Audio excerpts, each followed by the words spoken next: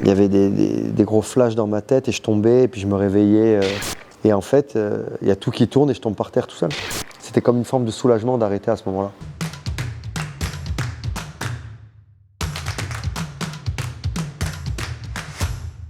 J'ai arrêté ma carrière en 2020, carrière professionnelle.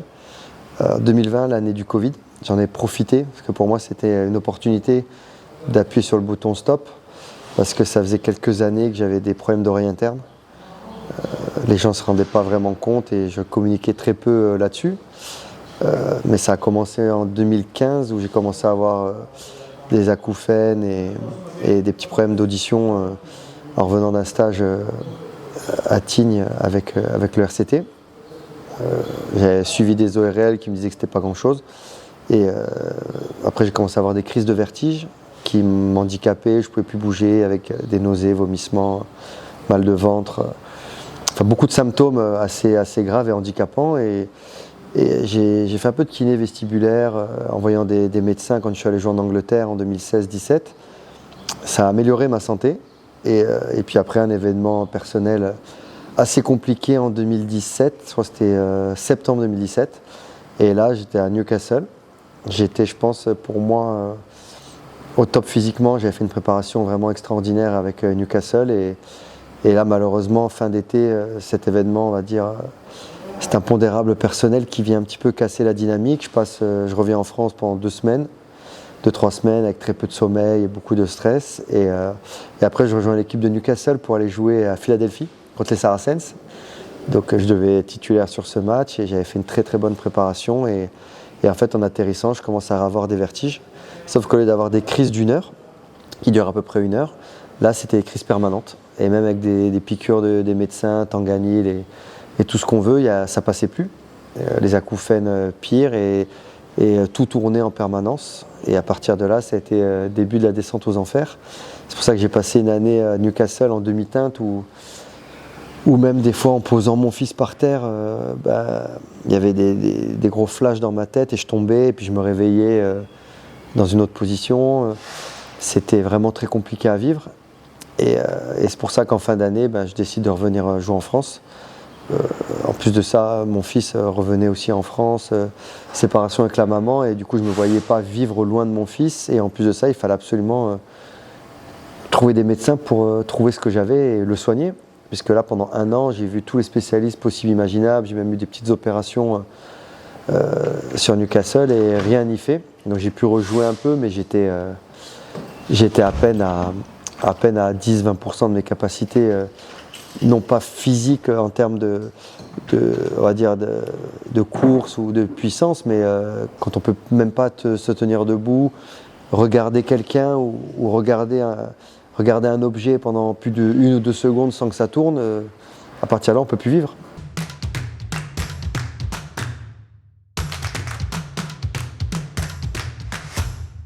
En ce moment-là, je me dis pas est-ce que je peux rejouer au rugby, c'est est-ce que je peux juste vivre normalement, me lever, aller à la salle de bain, faire à manger à mon fils et jouer avec lui, c'était devenu impossible. Faire des courses, c'était devenu impossible. Et donc je signe au Stade Toulousain en leur expliquant ma situation. Et là, à ce moment-là, Didier Lacroix, qui a été mon coach avant, Hugo Mola, qui m'avait toujours suivi toute ma carrière, attendait de moi, au-delà du joueur, c'est surtout de mon implication pour mettre en place des choses avec eux. Et donc c'est comme ça que je reviens, dans ces conditions-là, je reviens au Stade Toulousain, on va dire boucler la boucle, vu que j'avais commencé au Stade Toulousain à l'âge de 15 ans. Et même si c'était pas soigné, j'ai arrivé, on va dire, avec beaucoup de choses mises en place, j'ai réussi à rejouer. Et c'est même de manière étonnante pour Hugo Mola, qui était assez surpris, qui m'a aligné beaucoup en tant que titulaire, et j'ai pu mettre en place pas mal de choses au Stade Toulousain à ce moment-là, avec ces nouvelles générations, et me régaler sur quelques années, mais il y avait plus de souffrance que de plaisir, donc à ce moment-là, ça ne servait à rien de continuer, surtout que d'autres clubs me faisaient des propositions, mais moi, mon but, c'était juste de me lever un matin et de ne pas tourner et de pouvoir marcher normalement.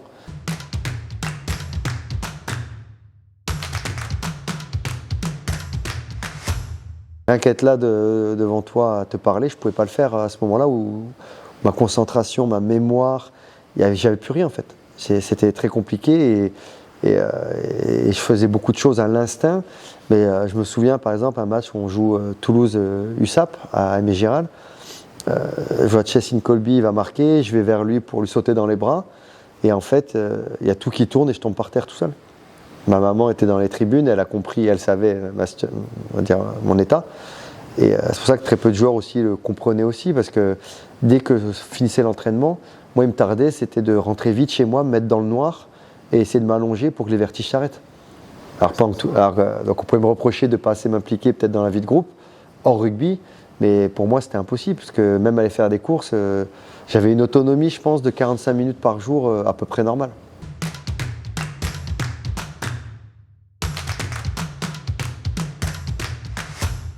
Rugbystiquement, tu n'es pas à 100% de tes capacités et tu cherches du soutien. Médicalement, aucun médecin n'arrive à vraiment trouver ce que tu as et arrive à te le soigner. Donc je passais là, à ce moment-là, je vis seul, isolé, entre quatre murs. Je ne pouvais pas regarder la télé beaucoup de fois. Même regarder le téléphone, ça me faisait mal à la tête et ça me faisait tourner aussi. Donc je pense que tu es dans une forme de dépression. Et je pense beaucoup, à un moment, tu penses des fois à mettre fin à tes jours, parce que c'est pas vivre, c'est survivre, et tu n'as plus aucun plaisir de vie. Puisque rien que te lever et de te lever du lit et d'aller dans la salle de bain, déjà, c'est une épreuve. Donc, donc tu prends encore plus conscience de la chance que tu avais d'être en bonne santé, et que là, c'est devenu invivable. Donc oui, psychologiquement, tu es au bord de la rupture.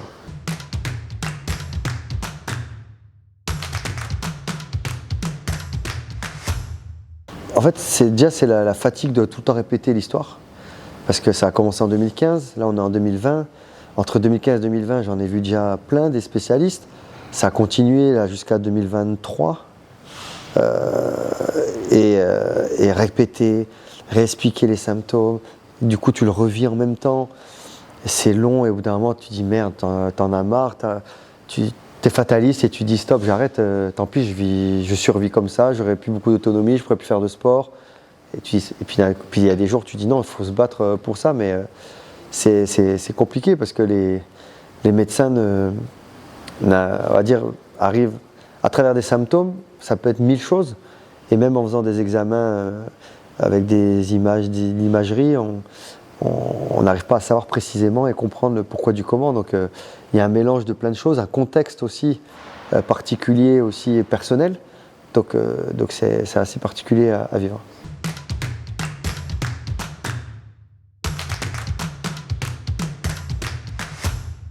Déjà j'étais éteint, j'avais beaucoup moins d'énergie, tu es moins ouvert socialement.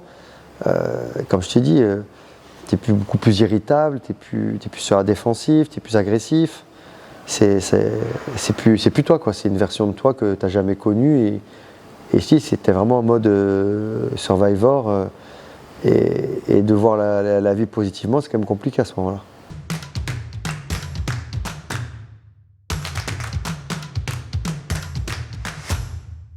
Quand j'étais dans les vestiaires, d'arriver le matin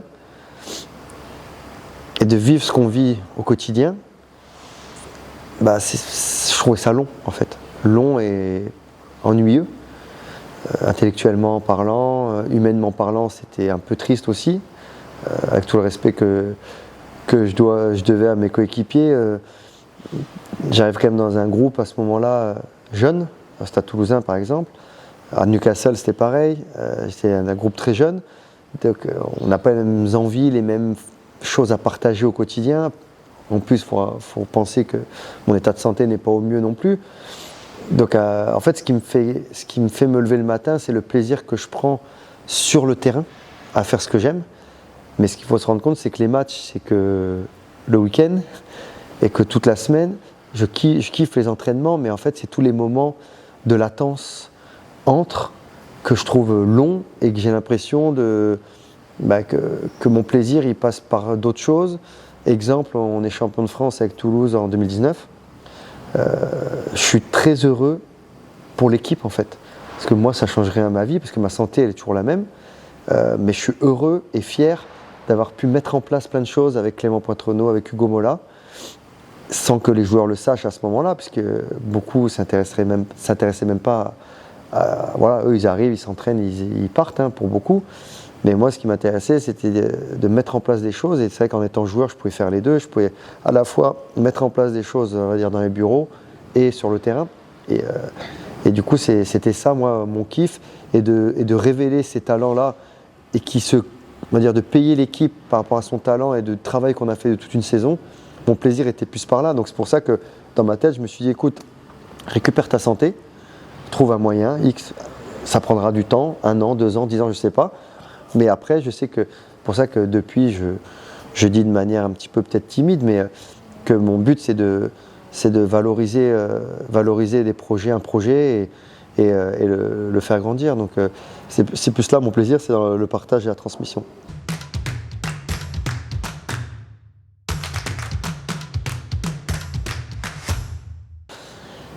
Au début, j'étais parti pendant plus de 10 ans du Stade Toulousain, donc quand je reviens, tu as ceux qui sont contents que je revienne, tu as ceux qui sont un peu dégoûtés que je revienne aussi, je le vois très vite. Tu as ceux qui font semblant d'être contents que je revienne, mais qui en off sont bien dégoûtés. Voilà, c'est un peu tout ça, on va dire, qui me fait que j'ai envie d'arrêter, parce que cette hypocrisie, cette fausse amitié, alors que moi j'aime sincèrement, j'aime à 100%, et si j'aime pas, ben, j'ignore. Et à ce moment-là, je prends beaucoup de plaisir, et je ressens quand même beaucoup d'attentes, beaucoup de partage et d'interaction. Puis au fur et à mesure, en deuxième partie de saison, la première année où je reviens à Toulouse, je me refais mal à l'épaule, toi, et toujours en plein hiver, moins 10 degrés à Agen, toi, les matchs où tu as envie d'être là sans être là. Et en fait, à ce moment-là, je passe du joueur qui arrive avec mon bagage, mes titres et mon statut et mes performances, au joueur qui est blessé et qui joue plus mes problèmes de santé. Donc à partir de là, un peu moins d'interaction, un peu moins. Avant, tout le monde s'intéresse un peu à ta vie. Alors on ne sait pas si c'est malsain ou pas, parce que beaucoup de personnes en fait se mêlaient ou posaient des questions. Donc moi, bêtement, je racontais un peu ma vie personnelle. Et en fait, beaucoup de personnes s'alimentent des malheurs qui peuvent t'arriver. Donc à partir de là, je commençais à me refermer un peu et à avoir moins d'interaction avec beaucoup. Et puis après, j'ai laissé vivre leur vie. Et moi, j'essaie de me concentrer sur comment me soigner et comment revivre normalement. Mais après, toujours eu beaucoup de soutien de beaucoup de personnes, du corps médical en tout cas en partie, et des kinés, des personnes en dehors, et heureusement, parce qu'on a toujours besoin de personnes qui nous épaulent.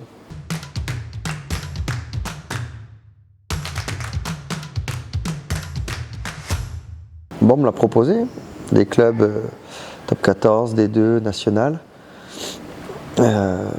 Pour moi, c'est inconcevable d'être à moitié, on va dire, même à 70%, c'est pas possible. C'est soit tu signes Max Mermoz à son plein potentiel, puisque le rugby, comme je reviens au Stade Toulousain, j'en parle là parce que c'est vraiment la dernière période où j'ai joué, le rugby n'a strictement pas évolué en termes de jeu. Donc à l'entraînement, comme je te dis, même diminué, je pouvais anticiper, intercepter, plaquer, annihiler les actions. Le jeu, tu le ressens, et il ne change pas. Est-ce que tu as la condition physique, santé, la santé pour te permettre d'être acteur sur le terrain? Et à ce moment-là, quand tu as les vertiges, tu ne parles plus de rien. Donc mon véhicule qui est mon corps, je ne peux même plus l'entraîner, puisque d'aller taper dans des hautes intensités me faisait déclencher des vertiges. Donc je me suis dit, c'est impossible de signer quelque part et de berner les gens. Même pour moi, déjà c'était impensable. Et j'aurais eu honte d'aller faire comme certains, faire semblant d'aller mieux et gratter un compte. On m'a proposé, même on dit juste, tu portes une fois le maillot, ça suffit. Je dis, mais je ne suis pas une mascotte là. Je ne suis pas une mascotte pour faire bien pour le club. Pour moi, c'est soit sur le terrain à 100%, ou soit ça ne sert à rien et je préfère pas trier. Donc du coup, j'ai proposé des alternatives, parce que j'ai beaucoup d'autres on va dire, compétences et fonctions. Et malheureusement, à ce moment-là, on aime bien nous mettre dans des petites cases, et surtout qu'on n'en sorte pas. Et Et à partir de là, les mecs, il y en a toujours un mec dans le club, parce qu'il n'y a pas qu'une personne qui décide. Donc les personnes qui sont autour de la table et qui décident, il y en a toujours qui ne veulent pas, parce qu'ils ne veulent pas qu'on aille dans leur domaine. Alors que moi, mon but, c'est d'aller on va dire en symbiose, en support de tout le monde. Et je ne suis pas là pour prendre la place de quelqu'un. Et ça, soit je l'ai mal exprimé, ou soit ça a été mal perçu.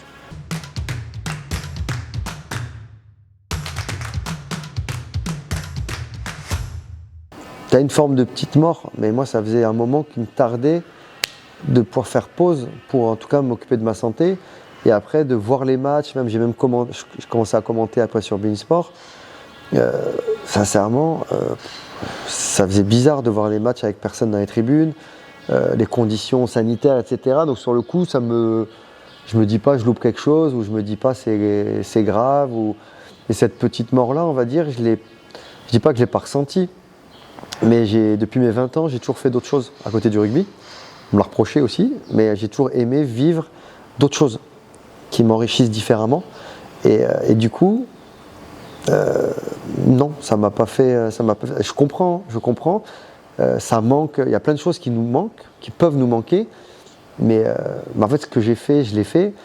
Quoi qu'en disent certains, quand je vois certains, je vois même sur les réseaux qui reparlent, que ce soit de mes performances, compétences, palmarès. Et qu'aujourd'hui, que ce soit des institutions ou des médias font comme si j'avais jamais joué, c'est marrant parce que c'était les mêmes qui tous les jours venaient me demander des interviews et suite à mes performances tous les week-ends. Donc j'ai aucun problème avec ça et ça me fait juste rire parce que à la fois quand j'étais acteur dans le rugby, j'étais en même temps spectateur pour pas m'identifier à ce personnage que les gens pouvaient connaître, c'est-à-dire le joueur de rugby. Et j'essayais de me construire en tant qu'homme, donc j'ai pas eu de problème par rapport à ça parce que moi, c'était comme une forme de soulagement d'arrêter à ce moment-là.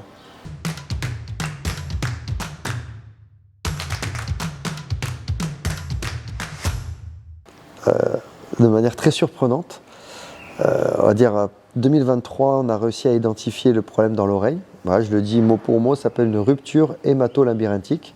Donc c'est, je pense, dû à de nombreux chocs dans le rugby. Il y a une rupture, un hématome, un gros hématome choc dans l'oreille interne, le labyrinthe de l'oreille, et ça a cassé quelque chose où ça laisse passer les liquides des mauvais endroits. Et à partir de là, difficilement opérable. Donc on a pu baisser un petit peu les inflammations et c'est ce qui a permis de réduire les vertiges. Et depuis, j'ai pu reprendre le sport et c'est vrai que quand je publie sur les réseaux pas mal de photos à l'entraînement ou torse nu ou autre, c'est vrai que je suis plus en forme que quand j'étais joueur. Donc c'est vrai que je prends moins de chocs aujourd'hui et il y a plus de continuité dans ce que je fais. Mais oui, je me sens limite presque plus en forme que quand j'étais joueur. Donc j'ai repris aussi le rugby à toucher. J'ai repris le rugby plaqué, mais 10 contre 10, tournoi international de Dubaï, où on est champion avec les Bali Legends. C'était Alex Toulou qui m'avait contacté, et c'est une sélection un peu internationale où on joue que des anciens internationaux. Donc me retrouver face aux frères Armitage, Chris Mazoé et tous les All Blacks australiens. Au début, tu dis waouh, ça a été, t'as la petite boule au ventre qui revient, mais c'est vrai qu'une fois par an comme ça, c'était vraiment kiffant. Et oui, et du coup, des fois, tu y repenses, mais la réalité, c'est que ça reste un sport de contact, malgré tout. Et quand là, il n'y a pas longtemps, je suis allé voir le chiropracteur qui me fait des imageries un peu partout. On voit des arrachements partout, des tendons qui manquent à certains endroits. Il y a des séquelles.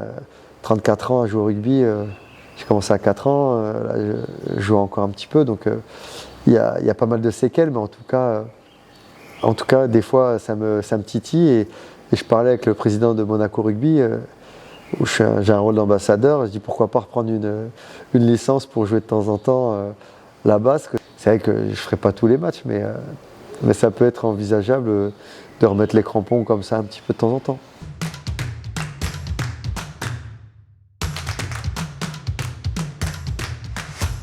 Bon, sincèrement, quand je vois les matchs tous les week-ends, quand on me pose la question, ça te manque pas? Je dis bah non, en fait, je l'ai vécu tout ça, et je l'ai vécu de manière tellement agréable parce que j'étais sur la performance, la compétition, et c'est vraiment un rythme effréné. C'est une vie au quotidien qui tourne qu'autour de ça. tous les week-ends, toutes les semaines, tout le temps, d'avoir le corps meurtri en permanence, etc. Non, être dans une structure professionnelle avec plaisir, mais joueur pro aujourd'hui, parce que quand je vois le rugby, il n'a pas changé particulièrement, c'est juste la dimension physique et athlétique. Et sincèrement, je pense que mon corps, j'ai pas mal donné. Et aujourd'hui, je pense être en pas trop mauvaise santé pour la préserver, parce qu'on a quand même une vie après tout ça.